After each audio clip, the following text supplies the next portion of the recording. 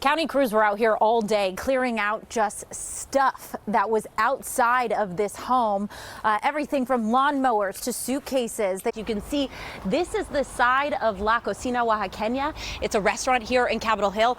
This got hit with those bullets. And if we walk down the alleyway here, you'll see why police might be calling this a gun battle, because there are numerous bullet holes in the glass here along the alleyway. People will brave the cold if they can't find a place to take their pets. In fact, we spoke to one woman today who traveled miles both on foot and on a bus just so she could have a warm place to stay with her dog. So this is the site that Anthony came to get his test a few weeks ago. We came back today. They're supposed to be open until 6 p.m. We got here around 4 and there is no sign of anyone administering tests. Take a look at this. This is basically ice. I mean, I can't even shovel this. And that's the concern, that it's going to freeze over and then someone can get hurt. Leo was here for a weekend visit in Seattle. He's from San Francisco. His family is still in San Francisco. And when I spoke to his mother earlier today, she said she is hoping and waiting that Seattle police find a break in this case. Okay, same thing, except for twos. Passing time. Oh, I guess I need to pick a card, don't I? Ken and Jamie Collins are playing the hand they've been dealt. We're here for the night. The couple, fresh off a cruise, spending the night at SeaTac Airport after missing their flight home. We came to the security line. That's when they directed us out into the parking garage. This is a snapshot of the line Ken and Jamie stood in starting around 9:15 a.m. At 9:20, we were still in that line. At 9:40, we were in that line. We were there all the way up until 10:40. I remember checking my watch and our flight was already gone and we're in the line. The Port of Seattle said the longest wait time it recorded was 90 minutes. TSA claims wait times were not more than 60 minutes. However, several travelers say they waited longer. Oh, what a day. Matt McElhaney is one of those travelers. Disneyland all over again. But you missed the ride. The ride was just starting. It's not a ride I would do again. Matt was in Everett visiting family. He took this video from the parking garage. Line for TSA. Time stamped at 10:55. Not flying for a while. He later took this photo, still in line, at 12:31. I feel embarrassed for the city of Seattle, Port of Seattle, that this is the example that they set for incoming and outgoing travelers out of our wonderful city. Travelers like the Collins. That didn't do me any good. Who had to ask for a chair while they waited. I mean, I was hurting. I was in a lot of pain standing there for that long time. The Port of Seattle said what happened is, quote, very unusual. It was a high volume day of passengers, which was one of the largest since the pandemic. In addition, we saw a large volume of cruise buses dropping off passengers. Several factors could be involved in the situation. Yeah, we're staying here. We're not going to go through that again. The Collins now just hoping they played their cards right. And TSA said that they had no staffing shortages today. They even had some people working mandatory overtime. The port said it's going to work with TSA to figure out what are the next steps moving forward to find out what happened here. But keep in mind, I am told that tomorrow traveler volume is supposed to be around the same number of people who came through the airport today. So if you're traveling, plan accordingly.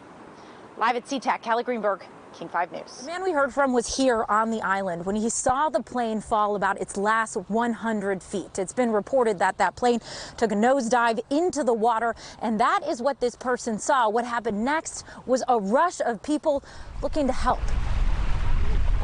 On the shores of Mutiny Bay, these flags, symbols of sadness. I said, oh my gosh, they're at half-mast in honor of these people that lost their lives. Judy Beeston and Bob Heron joined their neighbors. I wasn't the first to do my flag. I just saw everyone else. I thought, oh my goodness, we need to do this. This is very close to home because it was right across the bay from us, and I feel so badly for those people. Along this stretch of Whidbey Island, it was impossible not to notice what happened Sunday afternoon.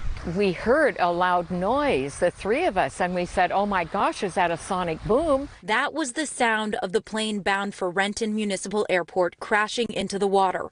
What happened next was an attempt to save those on board. My wife said, you guys should get in the boat and get out there. Matthew Peterson was on Whidbey Island with family. We got out there and there was nothing left. And then, obviously we came across the body that we found. Matthew helped recover the one individual found at the crash site.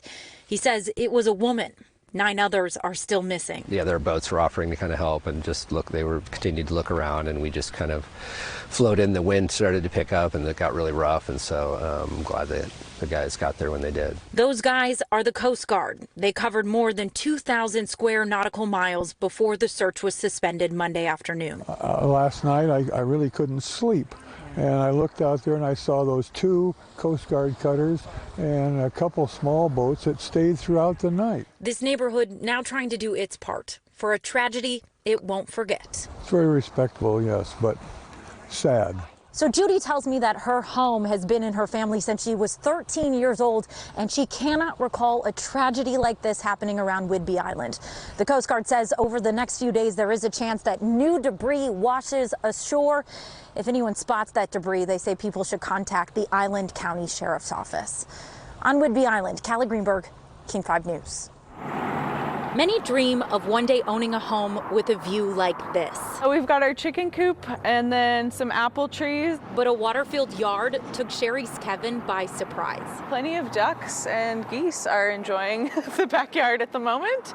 The water along the creek in East Mount Vernon rose quickly Monday, a day that was supposed to be a celebration. We actually got the email from our mortgage broker in the middle of the day that our house closed. And so, yeah, it's lots of ups and downs, and it was really 3 in the morning this morning that I made the call that we needed to get out of here. So the water came up to about right up to the siding here. And Sheris and her husband left their 3-acre property behind, a place family helped rent and renovate into their dream home. The heartbreak in this is that the only reason we were able to afford buying a house, because this is our first home, was because we lost my father-in-law a year ago. And he left us inheritance that allowed us to do this. The next morning, their house was okay.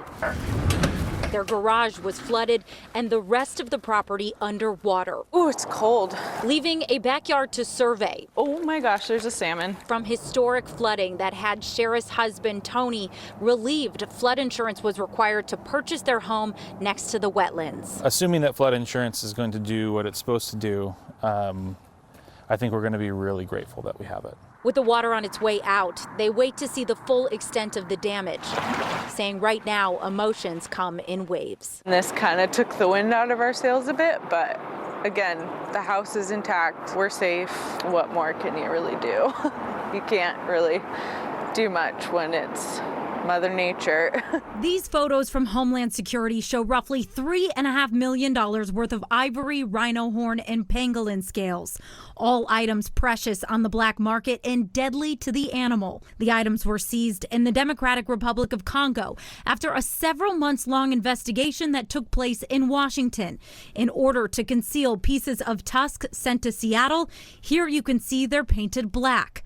Last week, 2 suspects were arrested in Edmonds, thinking they were there to negotiate a deal. This one was done right. A key player in this bust, Professor Sam Wasser, who runs the UW Center for Environmental Forensic Science. Since 2005, our lab has been really the only one in the world analyzing large ivory seizures. It was a case Wasser was studying in Southwest Africa that helped lead to this arrest in Edmonds. These are all seizures that we've analyzed. Wasser's research recovers DNA from items like ivory to create a network that tracks where animals are being poached. And we learned there's DNA throughout the tusk. And where their husks are trafficked.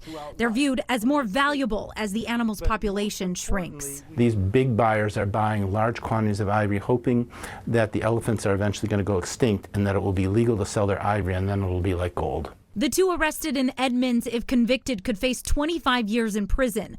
Wasser sees an opportunity here to further investigate this illegal market. It's about time people started taking this seriously. These are bad guys. They are not only moving ivory, they're moving narcotics, they're moving pangolins, they're moving timber. It's way more serious than people appreciate and way worse than simply killing a wonderful animal. Kalie Greenberg, King 5 News.